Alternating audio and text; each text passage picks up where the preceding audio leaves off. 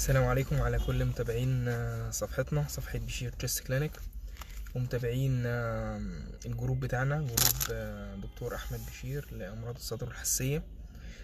النهاردة كده هنتكلم معاكم سريعا كده في موضوع للأسف منتشر جدا، بنشوفه كتير جدا الأيام دي في العيادة. مرضى كتير بيشتكوا منه، وللأسف المرضى دول بيلفوا كتير وبيدوخوا وبعد كده بنشوفهم لما يبدأوا يظهر عليهم المشاكل الشديدة بتاعة المرض ده، يعني بيجوا للأسف في وقت متأخر. طيب ايه المرض اللي هنتكلم عليه؟ المرض ده اسمه احتباس النفس أثناء النوم.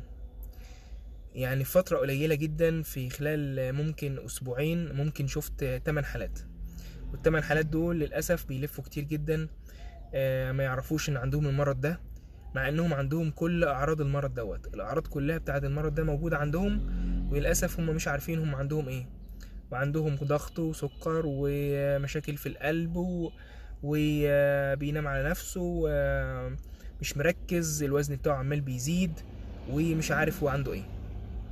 المرض ده نبدأ كده من الاول، هو اسمه احتباس النفس اثناء النوم.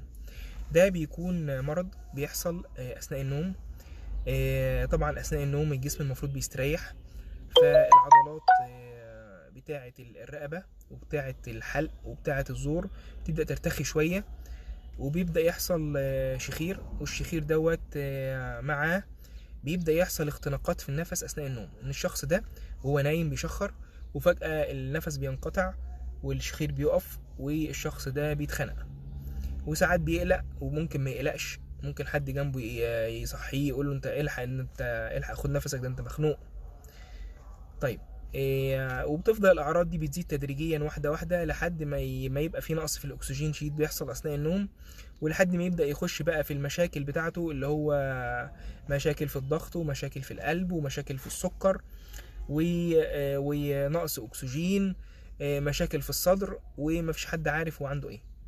طيب المرض ده دايما بيجي للناس اول حاجه بيكونوا مليان شويتين ثلاثه، حد سمين شويه، وبيكون عنده بيتميز ان رقبته بتكون قصيره، وبيكون عرض الرقبه او محيط الرقبه كبير بتاعه كبير شويه، ليها رقبه قصيره ومليانه، الى جانب زياده الوزن.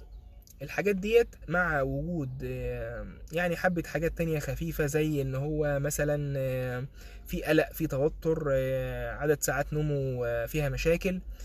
الشخص ده بيشتكي من ايه؟ اول حاجة بيبقى فيه شخير بالليل، بيشخر بالليل. الشخص ده بيبقى فيه اعراض ليلية واعراض صباحية. الاعراض الليلية اللي زي ما قلنا الشخير، زي ما قلنا ان هو وهو نايم بيحس ان هو نومه متقطع، مش النوم الطبيعي اللي هو بيستريح فيه. ممكن يكون بيخش الحمام كتير بالليل، ممكن كمان يكون عند المريض ده بيخش زي ما قلنا بيخش الحمام كتير بالليل. ممكن يكون عنده مشاكل ان هو اما بيجي يصحى من النوم بيحس ان هو مدروخ خالص ومش فايق وكأنه ما نامش كويس. الصبح برضو ممكن يكون قلة تركيز، ياخد وقت عقبال ما يصحى من النوم، يحس ان هو صاحي مدروخ مقريف. ممكن يكون بينام على نفسه كتير الصبح، يقول لك انا الصبح بنام على نفسي كتير، مش مركز، متوتر. ممكن كمان الشخص ده يقول لك بيجي لي صداع كتير الصبح. جميل، بس هو اهم حاجه ان الشخص ده بيشخر بالليل، بيتخنق بالليل وهو نايم، بيقوم من الصبح يقول لك انا ما نمتش كويس، مش مركز، بينام على نفسه. يعني زي ايه بينام على نفسه؟ قاعد بيتفرج على التلفزيون، يقول لك انا قاعد بتفرج على التلفزيون الاقي نفسي نمت على نفسي. انتوا لو دورتوا حواليكوا كده هتلاقي ان حواليكي كده ناس حواليكي كتير بيشتكوا من الاعراض دي. هتلاقي مثلا جدتك، خالتك، عمتك، عمك بيشتكي من الاعراض دي، وللاسف مفيش حد عارف هو عنده ايه. طيب الاعراض ديت المفروض ان هي لما الشخص بيبدا يشتكي منها، المشكله بقى بيحصل ايه؟ المشكله ان الشخص ده ما بيروحش للدكتور او بيروح للدكاتره وما بيتشخص، فبيبدا يحصل اللي هي بقى الايه، المشاكل اللي بتحصل، اللي هو الضغط والسكر ومشاكل القلب ومشاكل الصدر، وتبدا الامور تتفاقم وتتفاقم بدون ما نكون وصلنا للعلاج والتشخيص. طيب التشخيص بيتم ازاي؟ التشخيص اول حاجه عن طريق شكل الشخص زي ما قلت لكم، مليان، رقبته قصيره شويه، مليانه، نايم على نفسه، الاعراض اللي هو قال عليها ان هو مش مركز، ما بينامش كويس بالليل، الى جانب ان احنا بنعمل حاجه اسمها اختبار نوم او معمل نوم. معمل النوم ده طبعا عندنا في مستشفيات جامعه الازهر، عندنا معمل النوم في المستشفى، وانا الحمد لله منسق وحده امراض النوم. معمل النوم ده التشخيص الاساسي للمشكله ديت، ان هو الشخص ده بينام ليله، والليله ديت بينامها بيتوصل عليه اجهزه، الاجهزه ديت هي بتحسب هو اتخنق كم مره وهو نايم، حصل نقص في الاكسجين كم مره وهو نايم، هل في مشاكل في جنبه معين، على ظهره اكتر، على جنبه اليمين، على جنبه الشمال اكتر. والاختناقات ديت على حسب عددها وتكرارها بنبدا نوصف العلاج اللازم. العلاج بيكون في الغالب في نقطه معلش قبل العلاج، الاشخاص دول لازم نطمن على تحاليل الغده الدرقيه، لان في بعض الاحيان بيكون ده من المسببات ان يكون عنده الغده، تحاليل الغده بتاعته في خمول في الغده الدرقيه.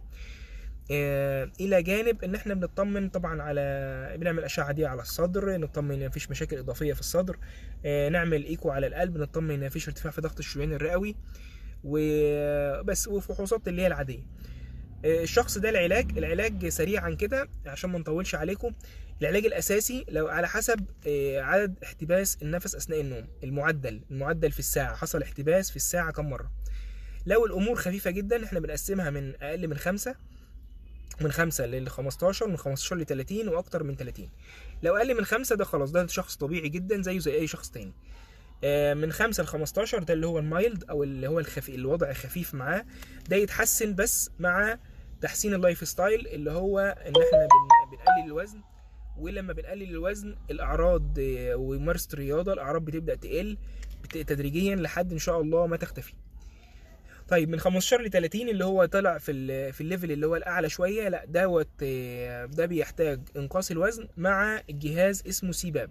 جهاز سيباب او جهاز توليد ضغط هواء او توليد هواء تحت ضغط، ده جهاز بيتحط ماسك على الانف، اللي هو في الغالب بنستخدمه دلوقتي ماسك صغنن كده خالص بيتحط على منطقه الانف، وفي ماسك تاني بيتحط على الانف والفم، بس هو طبعا بتاع الانف بنفضله لان لسهوله التعامل والشخص بيتقبله.